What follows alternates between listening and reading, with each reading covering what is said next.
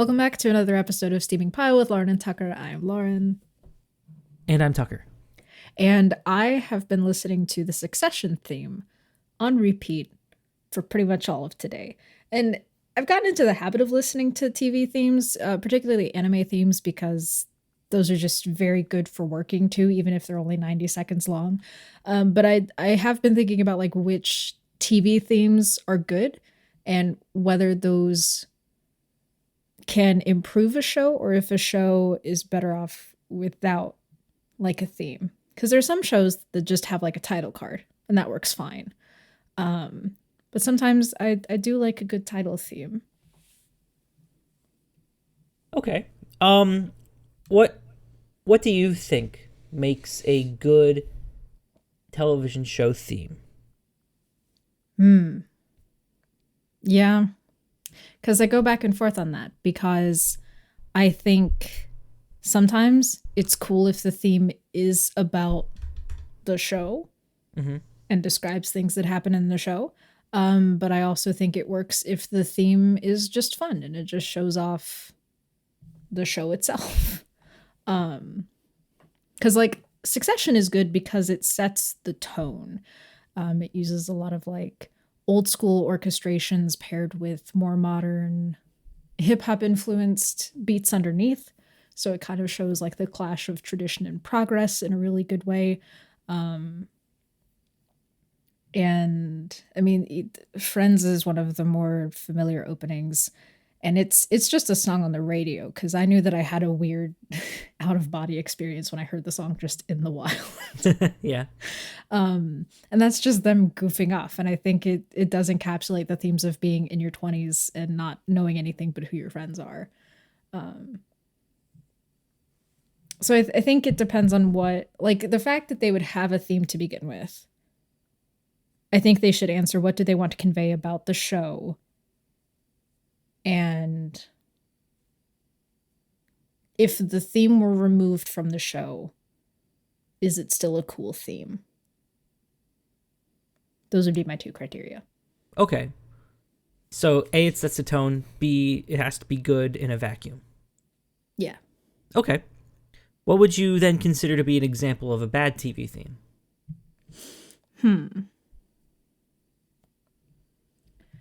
By the criteria, like I really like the Phineas and Ferb theme. But is the song still good to people if they have no idea what the show's about? Like the theme does a good job of talking about what the show is. And I think Bowling for Soup put on a really cool song. But is it just a good song on its own? And I would say yes. I guess it depends on if In a Vacuum requires knowledge of the show or not.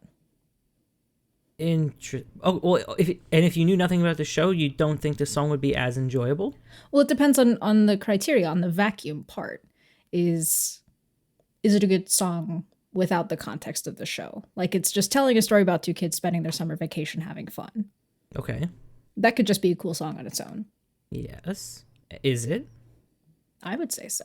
Okay. Well, you're measuring something subjective using something else that's subjective. Yeah. So, Yeah. I mean, that's a completely, valid thing to say.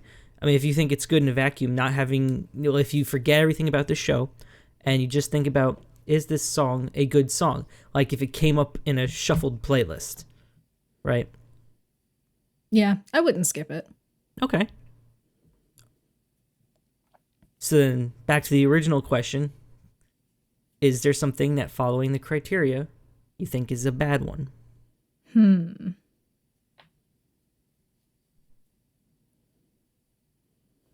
It's tough. It's a tough one. Because you only remember the good ones. That is true.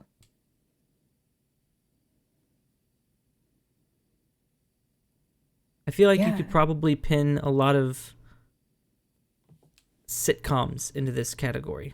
Oh, absolutely. I'm thinking specific. Okay, the 2.5 Men theme song in a vacuum. I don't know. If you're really into that style of music, maybe, but even then, it's a bit of a stretch. And then you have to I guess you are allowed to be loosey goosey with what you consider to be a theme song.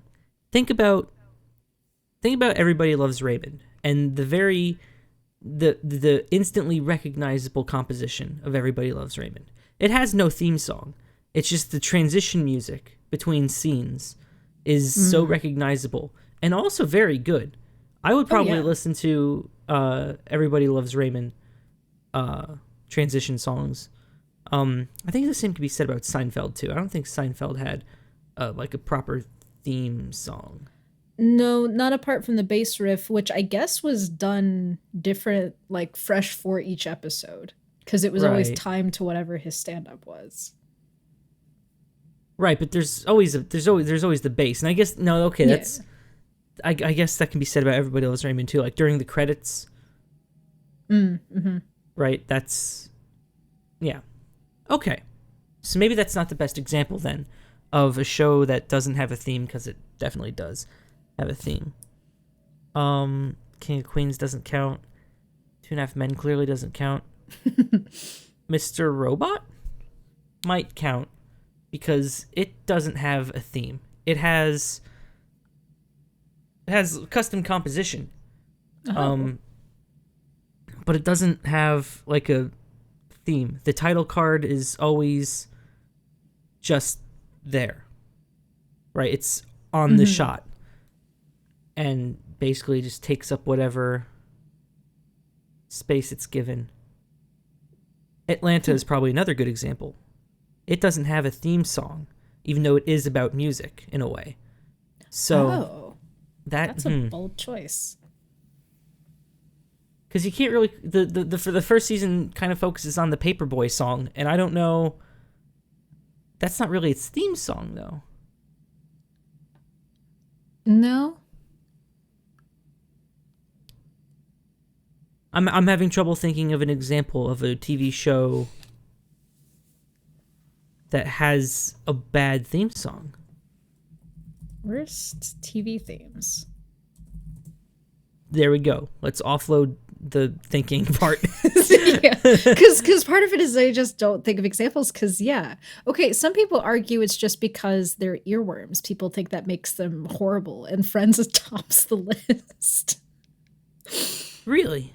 Yeah, it's boggling to think that some people actually like the Friends theme, I'll Be There For You by the Rembrandts. In fact, this utterly cloying horror made it all the way to number 17 on the Billboard Hot 100. Well, okay. I find it amazing that anyone can like the show Friends, but the song itself is pretty good. Yeah. Oh, yeah, my friend and I would have it on in the background, and we would clap, and we'd move on. Yeah. This song is kind of like cilantro for your ears. Some people claim it's good, but the rest of us know it tastes like soap mixed with strychnine. Okay. What else is... Give another example then, because that one's heavily contested. The Full House theme? Ooh. Oh. See, because I do like that one. And that might be because there's a good vine that kind of uses it. Oh, because they're like, but before you create a stunningly handsome effigy of me to torch, ask yourself whether your love of the Full House theme is fueled by anything other than mindless nostalgia. Oh. I mean, I guess, but no, it's not just nostalgia. I do enjoy it. Are you sure? How can you be sure? How do you know? True. You can't escape your veil of perception. You can't look at it objectively. No one can. True. All right, here's one that I wouldn't have thought of: the Frasier theme. About the tossed salad and scrambled eggs. I wouldn't listen to that in a vacuum. That one I will concede. Yeah, that one's pretty bad. Yeah, okay, so following the criteria of has to be about the show, which it kind of is, but it's very wide open for interpretation. There is a correct interpretation, but it's very wide open. And also, I would skip it in a playlist. Yeah. Yeah, okay. It's not good. And also you have to, like, the only time they play it in full is at the end during the credits while they're doing the whatever they're doing at the end with no dialogue or anything. It's never there at the opening. That is another good point too. So, are they bringing Frasier back? I don't know. They've been It thinking seems about it for a like, while. because I don't know if it was one of those things where they wanted to, and then the actor who played his dad passed away not too long ago, so maybe that kind of put a halt on it. Hmm. They'd also have to get David Hyde Pierce back. And True. also, Frasier ends with him moving to Chicago, so I don't know how they're going to reconcile that. Hmm. Well, I guess That you would don't be need dad or the dog. So no. maybe, If you moved, you wouldn't, I guess, and that could even be the impetus for the show, I guess. yeah. I don't know if there's anything there, though. It's it's just an opportunity to put Kelsey Grammer in the Frasier zone again for like what, the fifth time? Probably. Because Yeah. he's won an Emmy for playing the character across like 3 or 4 different shows, Mm-hmm. which I think is kind of incredible. I love Mm-hmm. the thought that a character can just be on a different show. Yeah. There was a joke in like one of the later seasons of Frasier. I forget what the context was, but they were arguing in the kitchen, and the lady's like, "Can you imagine playing the same character for 20 years?" She was I think she was a children's show host in the Oh, in the show. Can you yeah. imagine playing the same character for 20 years? No, he And really Frasier's like, can't. I have no idea what that's like. Yeah, goodness. But I mean, Oh, yeah. they're really the same person. Like, you cannot divorce Frasier from Kelsey Grammer. No, Can't be no. done. And then I remember that he played Beast in like 2 X-Men movies, and I'm like, oh yeah. Oh yeah, Yeah. that was him. Kelsey Grammer's filmography is wild. Cause then he's got like the X-Men movies, he's got Sideshow Bob on The Simpsons. He just You're shows right, up places, and I love it.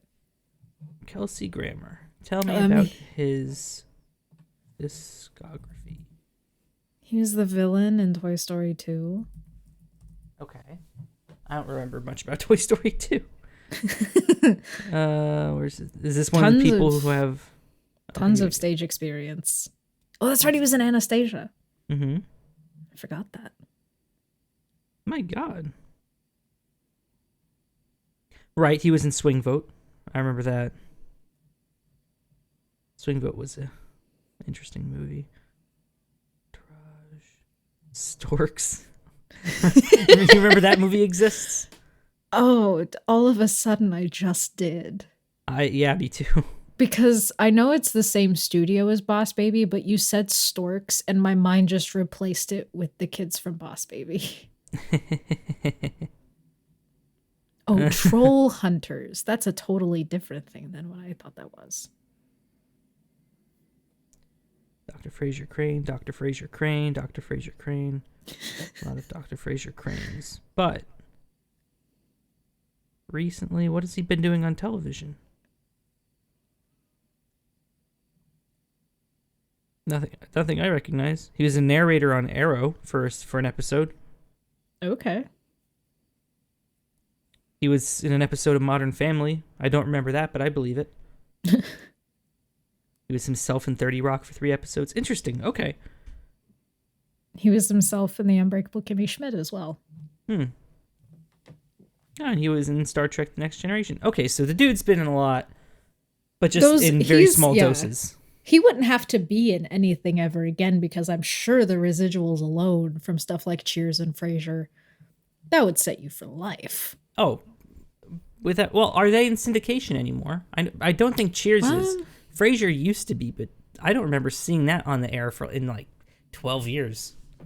I guess it depends on if reruns count, because I would see Cheers on like maybe TBS sometimes. They would have it on at Really? like 10 in the morning. Yeah. Like recently? I mean, at least when I was last living at home, so at least 3 years ago. Wow. Okay. Yeah. Residuals are a weird thing. And there's a fascinating just example of residuals from Ed Solomon, who wrote Men in Black, because that movie was technically in the red. So he would lose money like each residual check. That's a shame. It is, because it's such a great movie, and it bums It me out really that it is. like doesn't get good residuals. So he had like warnings about like how to accept money for the stuff you do. Mm-hmm. So I hope Yeah. that with stuff like Bill and Ted 3, he can make that back. Although that went to streaming, it didn't go to theaters, so it's hard to say. Yeah. I'm sure he got something good out of that one. Yeah, I should hope so. That is the thing that I have questions about when it comes to like streaming, like how theaters, or not theaters, I guess, but film studios plan on making money, because the whole money involved in streaming is just so weird. Mm-hmm. Like it never seems straightforward. Yeah. I can't imagine, like, if you're buying the rights to something, that's got to Mm-hmm. be that's got to be really expensive. Yeah. Very, very expensive. And I know I've been reading a lot about the new Sopranos movie that's coming out. And I Mm-hmm. know that the guy who made it, he's like, if I had known it was just going to go back to HBO, I wouldn't have. Right. Because they wanted the money from theaters, I guess. There can't be that many. There can't be that much money going through theaters currently. Right? And I don't know.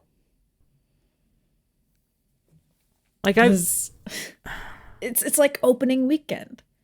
And if you don't yeah. make the majority of your money on opening weekend, it's not likely you'll make it back. That's what made The Greatest Showman weird, is because it kept making money week after week because word of mouth blew it up. Mm.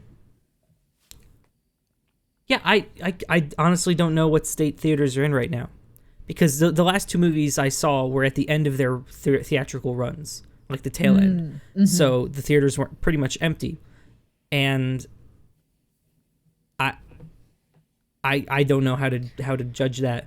Also, they Yeah. were on weekdays, so Yeah, when I took my brother and sister to see Cruella, that was like right as it came out. I don't think it had been out a full week yet. Mm. And we were still only three of like 12 to 20 people yeah. in an auditorium that seated way more than that. I wonder how Dune's doing. Ooh, yeah. Dune came out, right? Yeah. I'll bet you that's a good indication. Dune box office. I'm searching this like I know how to compare it to. 36 million internationally. Is that good? That says, this headline says strong, so Okay. I want to say yes. Because I don't know what it costs to make it. Probably a lot. It has to be. I mean, the cast list is stacked. There's no way they made it for less than that. 165 million budget. Box office 36.8 as of right now. But that okay. It's not. That's wide only release. internationally. It releases Oh. here on the 22nd, Okay. where it will have a simultaneous release on HBO Max for 31 days for some Okay. reason. Oh, because with HBO Max, they'll have new releases for 30 days, and then after like a certain amount of time, I think like 6 weeks, they'll put it back. I don't know if 165 million is a lot. For the movie he was making, that seems about standard. How much did it cost to make like Interstellar? Oh, so much more than that. If I had to guess, I would say it's over.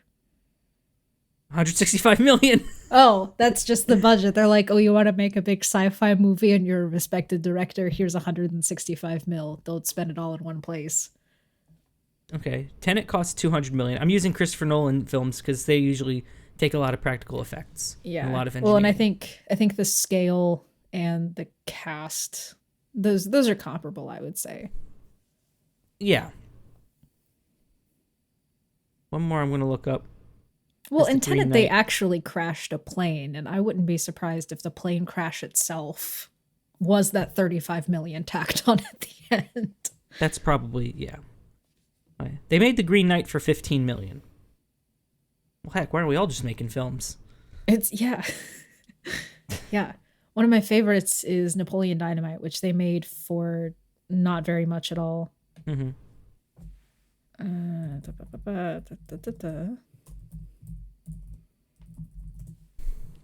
Yeah, they made that for $400,000. Not bad. Yeah. And uh John Hader took a pay cut because he's like, that's fine, I don't have to make as much on this. But then the the movie made $46 million, and he's like, hey, I'm gonna need a cut of that, please.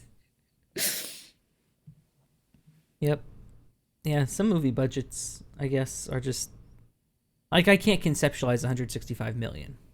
I can Yeah. conceptualize 400,000. I can't conceptualize 165 million. Yeah. Well, like $400,000, that's four people going to college. Yeah. It gives a time, it gives a scope. I What? Food What? Fight's one of those where it had an astronomical budget, but because the movie was stolen, yeah, that movie cost anywhere from 45 million to 65 million dollars to make. Hmm. And it's garbage. Like everyone's in it. Charlie Sheen's in it, Wayne Brady's in it, Eva Longoria's in it, Christopher Lloyd, Chris Kattan, Ed Asner, Jerry Stiller, Christine Baranski, Harvey Fierstein, Cloris Leachman. My God. Yeah. What was the movie that it was had like a really respectable budget, and it was actually like in every way a piece of trash. It's like a $10 million budget. Am I thinking of Birdemic? Yeah. I Because think I'm I thinking of do think, yeah, Birdemic. I think that's what that one cost. Birdemic. Shock and terror. Nope, just $10,000. What am I thinking Yeah, of then? I don't know. Was it one of those like Halloween puppy talking cat type Okay, deals? the room was shot with 6 million. Maybe that's what I'm thinking of. Does the Maybe. Halloween puppy have like a published budget? I wouldn't be surprised if it didn't. Halloween puppy. Nope. That one had to be like funded by people from that community though. Yeah.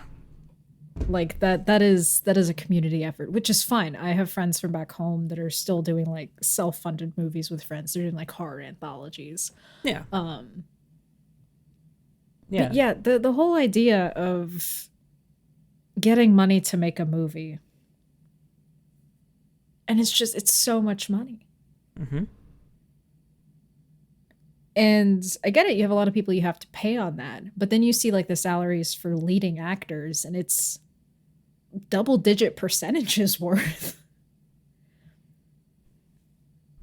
Sometimes it's worth it. I guess so. Well, and I'm always curious because you can't really find this, or maybe I haven't looked hard enough. You can't really find it readily published. Like, what does it cost to hire George Clooney as the lead in a 2-hour film, in which he's in pretty much every shot?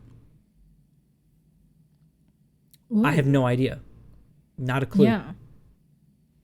Yeah, the only instances I can think of, like specifically what a person got paid, and I may not even remember what the total was. I want to say it was like $500,000.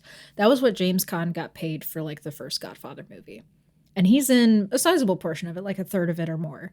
Mm-hmm. For the second one, where he only shows up in a flashback scene, he got paid the same amount. And I'm like, cool, do it. Cool.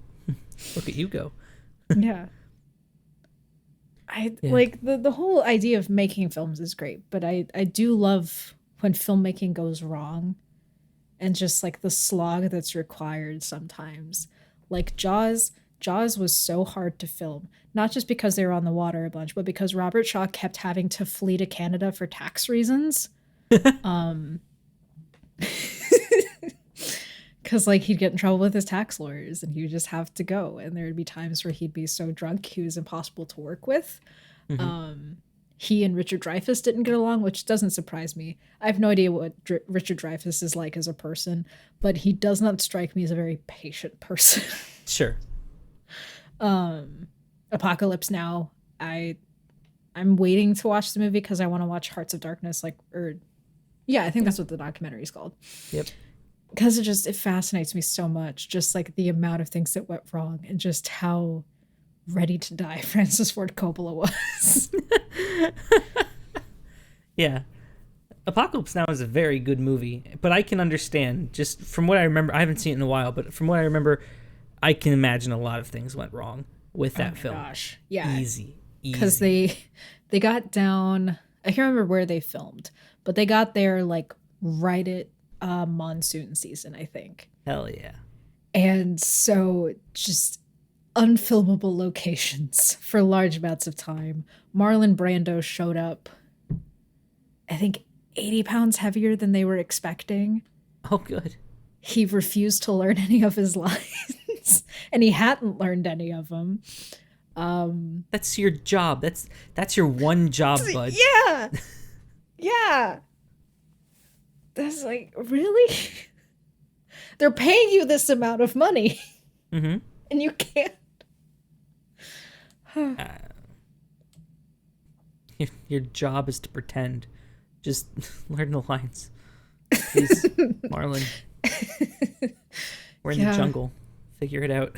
Can you please keep it together for 5 minutes? Yeah, no, the whole opening scene, I think with Martin Sheen and his character is just coming unglued. That was just Francis the whole time. Every morning, Francis Ford Coppola would have to just psych himself up, break a mirror, and then it's like, all right, fine, I guess we'll film today. Showtime. Yes. That's such a great scene. That scene stuck with me years before I ever watched Breaking Bad or Better Call Saul, because it was a part of like just a compilation on, it was like a gift set on Tumblr. And it was just so perfect. The look, the character, I was like, don't know what this is for. Love the vibes. Well, it's Showtime? Yeah. Yeah, that's from All That Jazz, right? Yes, and then it's referenced in Better Call Saul. Yeah. Yeah. Yeah. God, All That Jazz is such a good film. It's so good. I can't stop thinking about it, and it's been about 9 months since I watched it. Oh, really? Oh, it's so good. I need to 'Cause watch it again. That's the one about Bob Fosse, isn't it? Yeah. Yeah. It's so good, so well done. And I don't know, I have a thing for like 70s, late 70s era film. Yeah. And so that it's like it ticked all the boxes. It's so good. Oh, It's so good. I love when a thing ticks all the boxes. Where just everything about it is so fundamentally perfect and up one's alley. That's the good stuff. Oh yeah. And Oh yeah. I don't know where it is, but I have a bingo sheet for any time a piece of media just like has everything I want to. And That's some a bingo. movies some movies get perilously close. Like I think the Royal Tenenbaums, that was one of the more recent ones that came real close to ticking every box and getting a bingo. Now, when's the next Wes Anderson film going to come out? This year it's supposed to. Yeah, that's what I heard. The posters don't have dates on them. I'm pretty sure it's done. What's the holdup? The COVID and the Cannes Film Festival, probably. Oh, who cares? Just release it. I know. The French Dispatch. It says 2021 film. It's the most Wes Anderson film to date, I think. This is October 22nd. I'm going to take its word for it. Okay, I could believe that. October 22nd. Is that up against Dune then? That's brave. Not as brave as Alvin and the Chipmunks coming out the same weekend as The Force Awakens. Well, to be fair, yeah, That's one of my release favorite. date. Wow. To be fair, the Force Awakens was the first in the new trilogy, right? Yeah. Okay, that is brave. Denis Villeneuve. Oh, Canadian. I don't that have to English? respect him. Ah, there you go. Yeah, he's got good films. Yeah. Oh, Prisoners. I'm still psyching myself up to see that one. Oh, it's so good, Lauren. It is. I know it is. But I have it's only disturbing. seen scenes in isolation without audio, and it still like makes me clench like I've got tetanus. Oh, it's disturbing. But I Mm-hmm. mean, you watch it for Hugh Jackman and his amazing performance. You watch it for just oh, I and Paul Dano is very good. Oh, Paul Dano is perfect. Yes. Oh, it's so good. So good. And even Jake Gyllenhaal is pretty good in Mhm. it. Yeah. I am really psyched to see Paul Dano in the new Batman movie. Early word starting to come in about that, Hmm. and people are kind of excited for it. Hey, good. Cause he's borderline Jigsaw. Like you Ooh. can definitely tell it's him from like the audio in the trailer, but never has the sound of duct tape been so haunting. That sounds like a good time. Oh yeah. Yeah. Have you seen The Green Knight yet? I haven't. Okay. What do you think about it? Cause I've heard polarizing things. I think it was a beautiful movie. Every shot amazing. It was beautiful. Dev Patel is wonderful. I love Love Dev him. Patel. He's great. Um, everyone else in the and it was very well acted. I understood none of it. I don't have the context. I have no idea what happened in the movie, but boy was it pretty to look at. Like I Yeah. understand, like oh yes, this is King Arthur's nephew, and so, and then he goes, he I don't get the context. Is something something Sir Gawain in the Green Knight. I think I read it when I Yeah. was in the 8th or ninth grade. Hmm. Well, then you already have a leg up I know because the there's title some of imagery in there that's just like I'm like there's a bunch Yeah. like there's a bunch of giants walking through this valley, and it's like yeah, I don't know how this relates to the Yeah. plot. Yeah. It's beautiful, it's really cool, but I don't know. I Yeah. really enjoyed it, but I also didn't That's understand it. good. Yeah, because there are definitely movies that I'll watch that'll show imagery, and I'm like, okay, you're trying to say something. I get it. I can Mm. kind of see. No idea what you're trying to say, but Yep. sounds real cool when you do. Um, and that's how I feel. Well, kind of feel about the lighthouse. The lighthouse isn't as oblique, I guess. But yeah, we get to the end, and I'm like, something happened here. If I had to guess, Yeah. yeah, Yeah, the lighthouse was weird. Again, really enjoyed it. yeah, Not sure I understood it. no, Yeah. So there's sometimes you just see a weird film and it's like, wow, cool. What? Like yeah, I watched the 20th Century, which is this weird Canadian film, yeah. and I'm like, that was weird, but I feel like there was a point that I missed. Like, am I reading too deep into it? Mm. Did I already get what was supposed to? Were they intending on trying to do anything with it? Probably, but it's hard to tell with a movie as absurd as that. Yeah. So I don't know. And I think it's tricky when a film does have things that it is trying to say, and then there'll just be scenes in there that aren't connected to the greater metaphor at large Mm. and may mean something in isolation. I experienced that when I watched The Wall, because there are tons of parts of The Wall that are very straightforward, make a lot of sense. Roger Waters feels disconnected, trauma from growing up in a post World War II London. I get that. Then there's the scene with the rat that he wants to have, and he gets sick and he goes back to check on the rat and it's dead. Not sure if that had anything to do with anything, but because it's surrounded by stuff that was trying to say something, that throws me off. Hmm. Yeah, you can never really be sure. No. Yeah. What is one of the most confusing movies you've ever seen? Ooh, confusing. Oh. Hmm. I That is a good question because I think a lot of the movies that I watch, I do want it to make sense. Okay. And if it is confusing, I usually let more art centric people talk about it and I'll watch it then. Okay. Um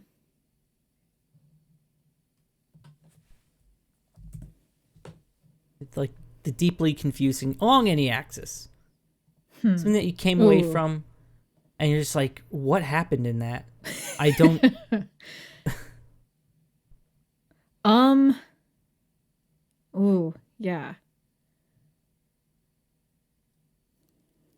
Gotta be one. There definitely is one. I'm just trying to think of which ones may have been confusing because sometimes there'll be some where the plot is just like it's there, but I'm clearly missing stuff. Like Burning Cane, it's so simple, but it's also so short. And I'm like, I'm not. Did we move? Did we have an arc, or did we just kind of see a day in the life of these people? Hmm. Um, The Master got that way. It's a great film, but then the last third is just so Yeah. confusing. um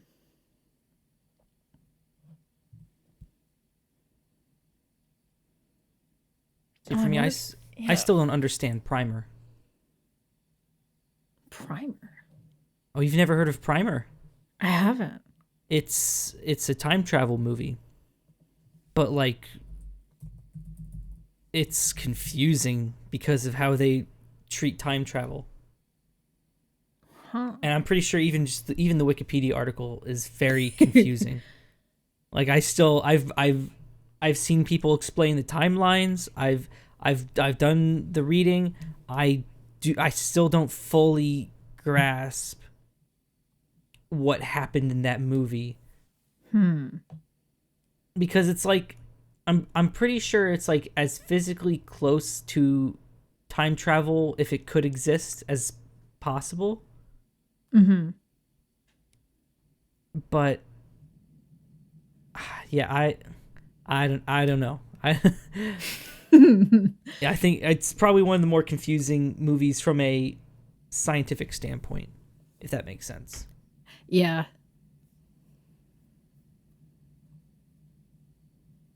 And I'm sure time travel can do that to a lot of people. Like I know, Oh, absolutely. Especially if they want it to make sense yeah. and feel like um scientifically compliant. Mm,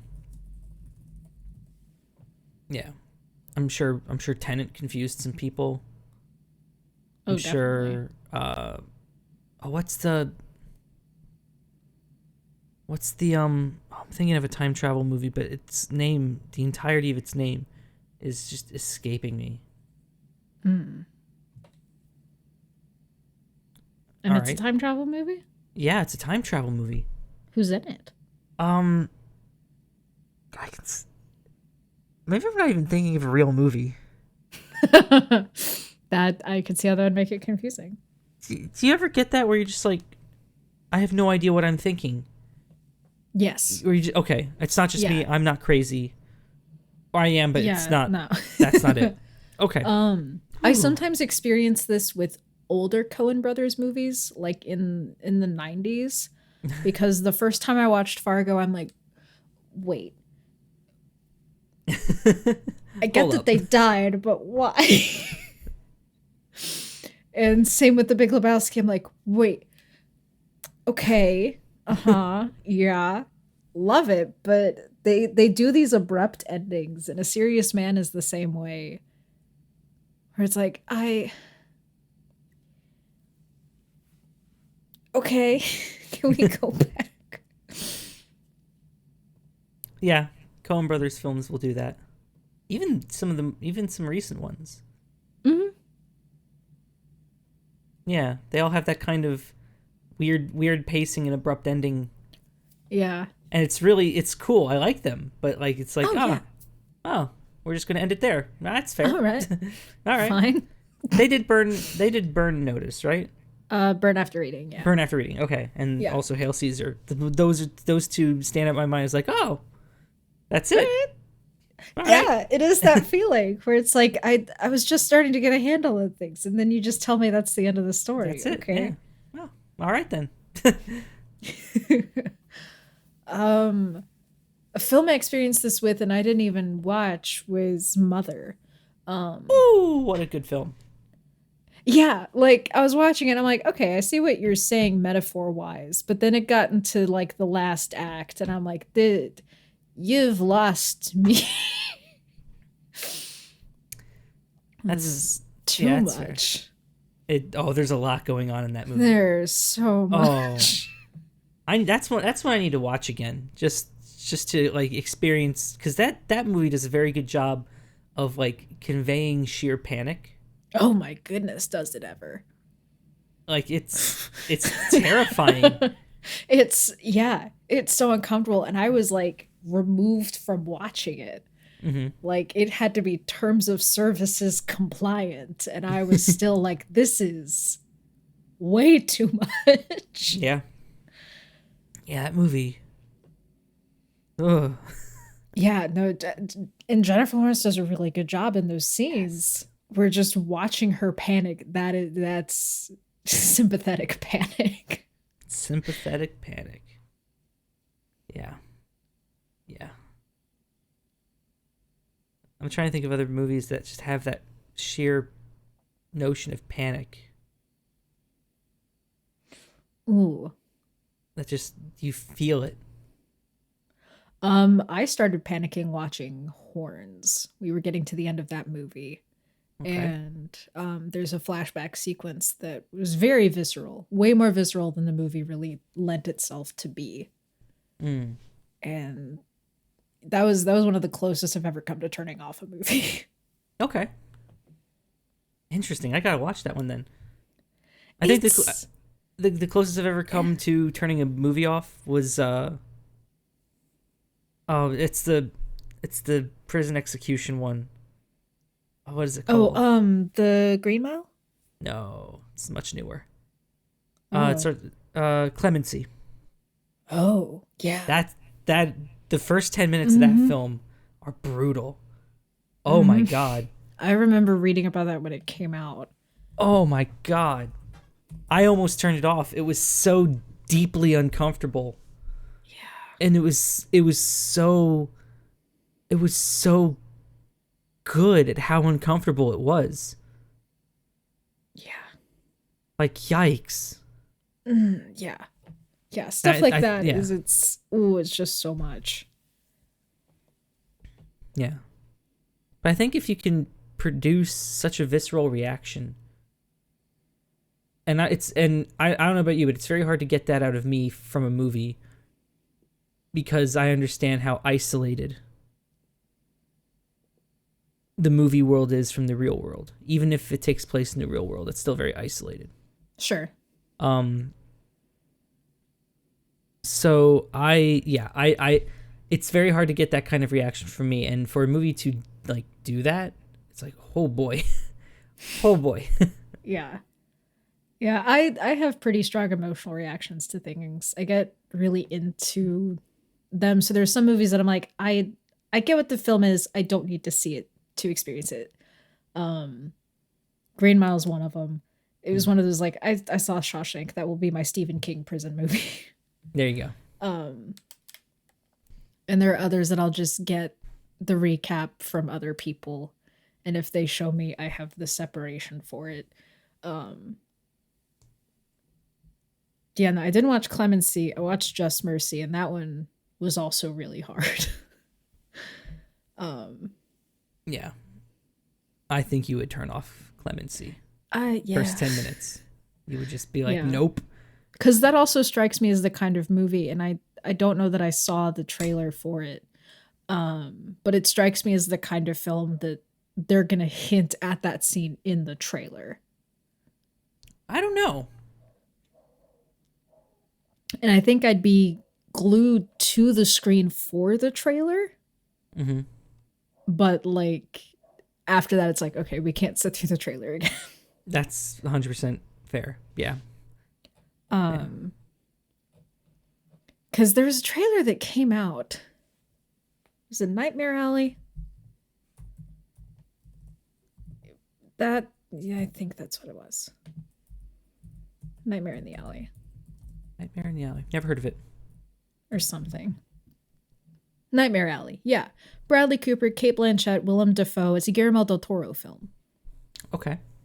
and it's it seems like a darker Water for Elephants. Like it's that setting, 1930s circus sort of deal. Um, oh no, I just thought of a film that I watched, and I'm like, I have no idea what this was. Imaginarium of Dr. Parnassus. Okay. Never heard of that one either. Yeah, so it's I think a Terry Gilliam film.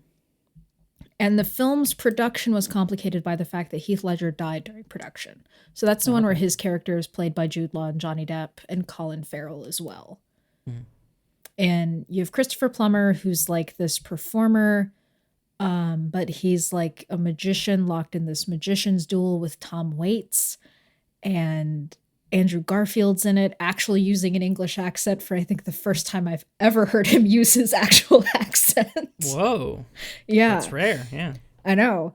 But it's one of those that because we go into dreamscapes, it's like you've lost me. What does this mean?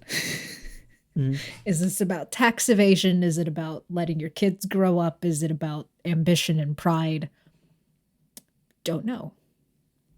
Yeah. Huh. What's it called? I'm going to write these down so I can start.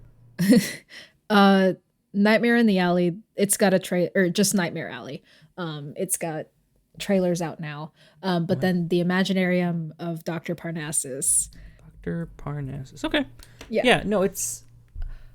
I. Yeah. It's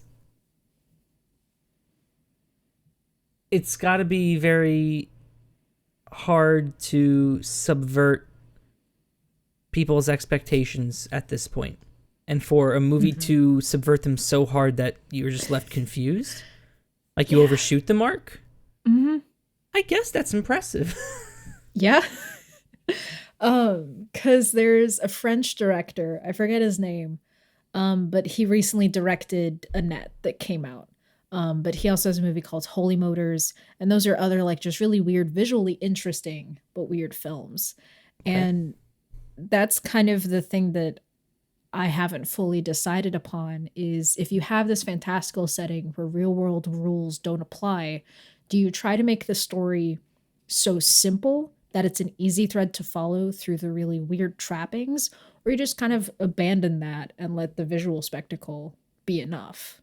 Hmm. Do people have to know what they watched? I. I don't know. That's a good question. That's a very good question. I'm not sure because you have.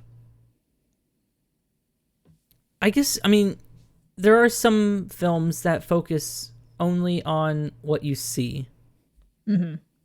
If you don't understand what's happening, whether because the movie doesn't like make it easy or maybe you're just stupid, you can't really connect to the movie if that's the director's intention. So do you want people to relate to the film? Do you want people to be impressed with what they're seeing? Or good films probably lie somewhere in between that spectrum. Yes. Yeah. Because I think The Illusionist was another film that I got to the end and I'm like, I kind of know what happened, Mhm. but also not really. And the second time through, I'm like, okay, yeah, no, I see what's happening. This film was trying to be The Prestige, and it isn't. It isn't bad. Like I Rufus liked it. Sewell is good in it. Yeah. Yeah. Wait, Paul who? Giamatti. Okay, yeah. Yeah. Yeah. I'm like, I are we like Paul talking about the same film? Yeah, no. Ed Norton is just like every time he shows up, I'm like, oh, Ed Norton. Oh. Okay. Ah, Hello. hi. Which is a shame because he's pretty good. Yeah. But I feel like it's hard to cast him because of what the things he's good at. Like he wasn't good in The Incredible Hulk. Yeah. That was a bad movie, and that was a poor casting choice. But he was really good in The Illusionist, American Mm-hmm. History X, Grand Budapest Hotel. Oh yeah, he's great in Wes Anderson films. Yeah. Uh, what else is he in? What else is He's Ed in, Norton he in? was in something like super early in his career that people were really impressed by because he was like 14 or 15. Hmm. Is he younger than I think? Is it Primal Fear? Yeah, Ed... Primal Fear. Because there was an altar boy who's accused of brutally murdering the archbishop. Oh, nice. Yeah. Oh, that movie's stacked too. Oh my God, he has his own filmography. That's how you, his own filmography Yeah. page. That's how you know. He was the narrator in the Fight Club, or in Fight Club. Okay, all right, all right. The Italian Job. That's right. He was in Italian Job. Illusionist. The Incredible Hulk. Wait. Uh, Oh, Doy. Yeah. but Well, because you're like, he's the narrator in Fight Club. And I'm like, no, it's Brad Pitt and and there was just a blank space where I couldn't slap a face on it.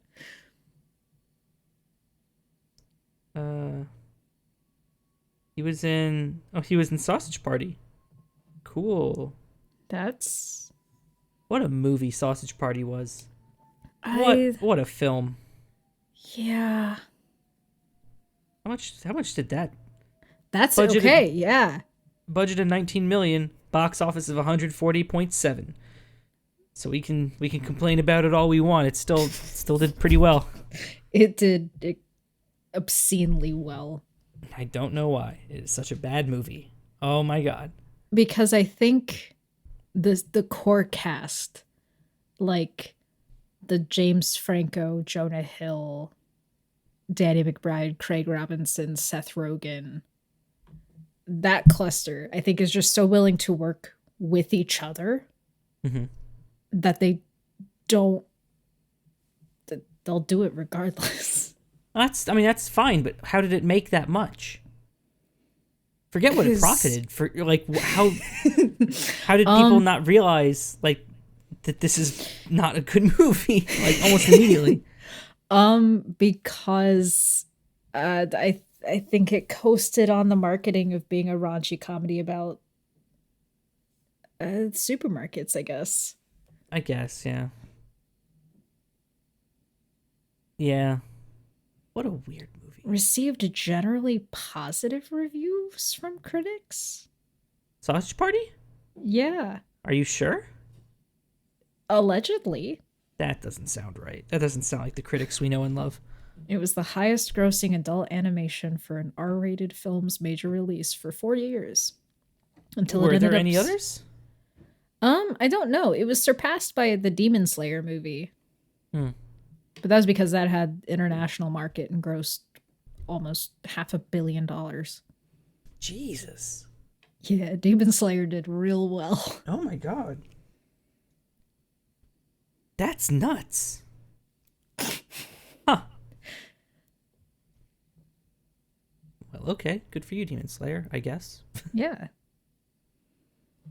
It has an 82%. I don't believe any of the words you're saying. There's no way. There's no way. Metacritic gave it a 66 based on 39 critics. Get out of here. Absolutely not. Absolutely not. Richard Roper gave the film 3 out of 4 stars, saying, despite all the cursing and envelope pushing and bat bleep crazy sexual stuff, and it literally says bat bleep crazy sexual stuff, Sausage Party isn't mean spirited, it's just stupid, but also pretty smart and funny as hell. I'm not sure. Lindsay It's definitely Barr, stupid. yeah. Lindsay Barr of Associated Press gave the film a positive review, writing, there's no one out there making comedies quite like Rogan and Goldberg. They're That's putting true. their definitive stamp on the modern American comedy, one decency smashing double entendre at a time. Okay, that's fair. That's fair. It's yeah, that's one of those reviews that it's like, is this positive or negative? Mm. Is it just stating things? I can't believe someone called that film smart. Yeah. Like, stupid, yes. Funny, at times. Smart? No. Rogen has expressed interest in making a sequel and more I'm sure animated he films has. for adults. I think he can do better. Seth Rogen's funny. I think he can do better. Mm-hmm. Apparently, he wants to do a film kind of like Who Framed Roger Rabbit because that's one of his favorites of all time.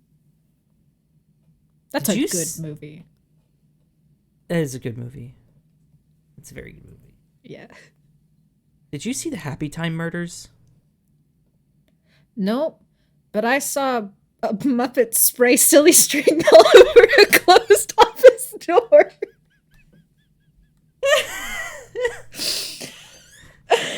That's a lot of what that movie is. Yeah. But I think it was better than Sausage Party. Yes, controversies in season 2. This is what I'm here for. Look. Sausage Party had a lot of lowbrow jokes concerning food. You brought a murder mystery, the Skid Row of the Muppet universe, into a film, and it didn't suck? Come on. See, because everything I had seen about it was that it wasn't good and that it was like a blight on the Henson Company. Well, But- clearly they don't know what they're talking about. Look, I'm not saying it's a good movie, but I'm saying it's far superior to Sausage Party. I think it's worth trying to do stuff like that. Like, there are concepts that are really funny and concepts that have grown on me. Because when I initially saw the silly string bit, I'm like, this is horrible. But the longer I thought about it, the more I'm like, no, that's pretty funny, actually. Yeah. Because there's so much you can do with them that you may as well. I think it's why the musical Avenue Q worked, is because it's like puppets aren't supposed to be sexual. It's like, yes, they are. They're puppets. You can do anything with puppets. Yeah. Puppets. Early Muppet stuff was really sexual. Like the believe it. Muppets date back to like the first season of Saturday Night Live, and they would do incredibly raunchy bits on that. If anything, it's returning to their roots. There you go. And what's Sausage Party doing? Making cheap jokes about food. Yeah. Look, we're not saying Kermit the Frog has to do crack, but there can't be a Muppet that isn't doing crack right now. Exactly. But no. Hot dog and bun is funny. Uncultured masses.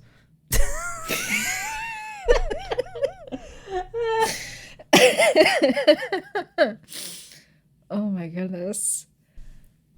Strong opinions. Strong opinions, and these strong opinions are brought to us by our sponsor for the evening. Ah, yes, our sponsor. Okay. This episode of Steaming Pile is brought to you by the Carson Juice Cleanse. The Carson Juice Cleanse is a 5-week program that promises to flush out the impurities and oxidants in your body. By hyper-concentrating the juices of blueberries, pineapples, rattlesnakes, and apples, the Carson Juice Cleanse offers you 5,000 times your daily dose of vitamins and antioxidants so you can force the bad stuff out of your body and have the most expensive pee anybody's ever produced.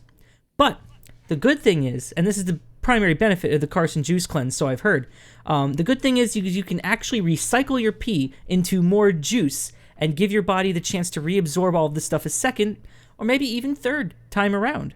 So go to carsonjuicecleanse.com and see why you should be making your own cleansing juices. I've seen videos about the benefits of drinking your own urine. So we're really getting in on this market. It's burgeoning. Yeah, absolutely. And it already has all this stuff in it. Everything you could want already in your pee. Yeah. Yeah. Blueberries, pineapples, rattlesnakes, apples, everything. Health benefits off the charts. Yeah. That was generous of them. Yes, thank you, Carson Juice We'll Cleanse. we'll have to send them a juice box. Gross. But healthy. This has been Steaming Pie with Lauren and Tucker. I've been Lauren. And I have been Tucker. And we'll see you all next time.